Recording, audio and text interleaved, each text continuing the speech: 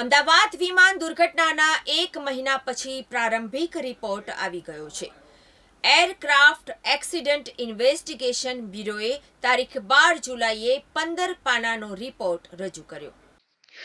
પ્રાથમિક તપાસ મુજબ વિમાનના બંને એન્જિન બંધ થવાને કારણે આ અકસ્માત થયો હતો. ટેકઓફ પછી તરત જ બંને એન્જિન એક પછી એક બંધ થઈ ગયા. આ સમય દરમિયાન કોકપિટ રેકોર્ડિંગ દર્શાવે છે કે એક પાયલટે બીજાને પૂછ્યું, શું તમે એન્જિન બંધ કરી દીધું છે? બીજાએ જવાબ આપ્યો, ના. આ દરમિયાન બંને પાયલટ વચ્ચે વાતચીત સામે આવી છે. એક પાયલટે પૂછ્યું, તમે ફ્યુઅલ કેમ બંધ કર્યું? તેના પર બીજા પાયલટે જવાબ આપ્યો, મેં એવું નથી કર્યું. આ વાતચીતની થોડીક સેકન્ડ પછી વિમાનની ગતિ ધીમી થવા લાગે છે અને આ વિમાન મેડિકલ કોલેજની ઇમારત સાથે અથડાઈ જાય છે. આ કિસ્સામાં એરક્રાફ્ટ અકસ્માત તપાસ બ્યુરો ઓફ ઇન્ડિયા AAIBએ હવે અકસ્માતનું કારણ જાણવા માટે 15 પાનાનો અહેવાલ બહાર પાડ્યો છે. આ પ્રારંભિક અહેવાલ છે, તેમાં માત્ર ટેકનિકલ કારણો જ જાહેર થયા નથી, પરંતુ કોકપિટમાં થયેલી છેલ્લી વાતચીતે ઘણા નવા પ્રશ્નો ઊભા કર્યા છે.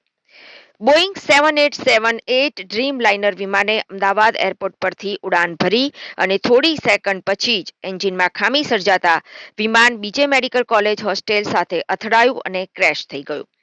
ઉલ્લેખનીય છે કે એર ઇન્ડિયાનું આ વિમાન તારીખ 12મી જૂને અમદાવાદથી લંડન જઈ રહ્યું હતું. આ અકસ્માતમાં 260 લોકોના મોત થયા હતા, જેમાં 241 મુસાફરો અને ક્રૂ મેમ્બર્સ તથા અન્ય 19 નાગરિકોનો સમાવેશ થાય છે. અકસ્માતની થોડીક સેકન્ડ પહેલા પાયલટ્સ વચ્ચેની વાતચીત રેકોર્ડ કરવામાં આવી છે.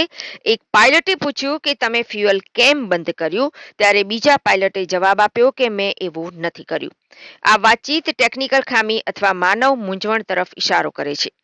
ટેકઓફ પછી થોડી વારમાં સીસીટીવીએ બતાવ્યું કે ઇમરજન્સી પાવર સપ્લાય સિસ્ટમ સક્રિય થઈ ગઈ હતી અને આ ત્યારે જ થાય છે જ્યારે એન્જિન બંધ થઈ જાય છે. એક એન્જિન થોડા સમય માટે કામ કરવાનું શરૂ કર્યું હતું કે જે એન્જિન બીજા નંબરનું હતું, પરંતુ બીજું એન્જિન કે જે એન્જિન 1 નંબરનું હતું તે સ્થિર થઈ શક્યું ન હતું.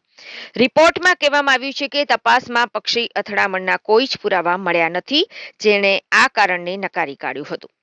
ઉડ્ડયન નિષ્ણાત કેપ્ટન રાકેશ રાયના મતે કોઈ પણ પાયલટ વિમાનમાં આવીને ફ્યુઅલ સ્વિચ સાથે રમતા નથી.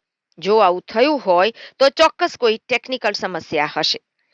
કેપ્ટન રાયે બોઈંગની માનક પ્રક્રિયાનો ઉલ્લેખ કર્યો, જે જણાવે છે કે ડ્યુઅલ એન્જિન નિષ્ફળતાના કિસ્સામાં પાયલટે તાત્કાલિક પ્રતિક્રિયા આપવી પડે છે અને બંને સ્વિચો ચાલુ અને બંધ કરીને EECને ફરીથી સેટ કરવી પડે છે. આને વિન્ડમિલ સ્ટાર્ટ કહેવામાં આવે છે, જે એન્જિનને ફરીથી શરૂ કરી શકે છે. આ પહેલા તારીખ 28 જૂનના રોજ નાગરિક ઉડ્ડયન રાજ્યમંત્રી મુરલીધર મોહોલે કહ્યું હતું કે વિમાન દુર્ઘટનાની તપાસ તમામ દ્રષ્ટિકોણથી કરવામાં આવી રહી છે, જેમાં તોડફોડની શક્યતાનો પણ સમાવેશ થાય છે. વિગતવાર તપાસ અહેવાલ 3 મહિનામાં આવી શકે છે. કેન્દ્રીય મંત્રીએ કહ્યું કે અકસ્માતનું કારણ હજુ સુધી સ્પષ્ટ નથી કે તે એન્જિન ફેલિયર, ફ્યુઅલ પુરવઠાની સમસ્યા કે કોઈ ટેકનિકલ ખામીને કારણે થયું છે. બ્લેક બોક્સ ભારતમાં જ છે, એને વિદેશ મોકલવામાં આવશે નહીં. એમાં હાજર CVR અને FDRની તપાસ કરવામાં આવી રહી છે. વિગતવાર રિપોર્ટ 3 મહિનામાં આવવાની અપેક્ષા છે.